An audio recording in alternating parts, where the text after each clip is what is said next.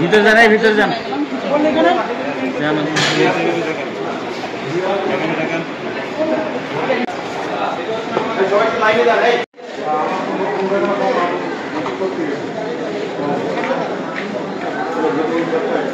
মাল্টিবক্সের ব্যাপারে ইন্ডিয়াতে আবার কোনো চেক করে, কিন্তু বাংলাদেশে এটা চেক করছে, এভাবে চেক করছে। ইন্ডিয়ায় আমাদের এইভাবে কোনো চেক করেনি।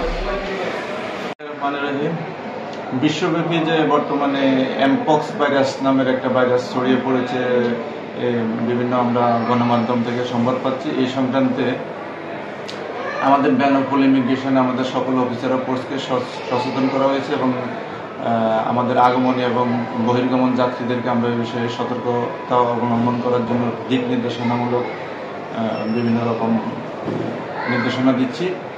আর বেনাপোল ইমিগ্রেশনে অবস্থিত স্বাস্থ্য বিভাগের যে কর্মীরা আছেন তারা বিষয়টি যাচাই বাছাই করে যাত্রীদেরকে বাংলাদেশে প্রবেশ করার সুযোগ দিচ্ছেন।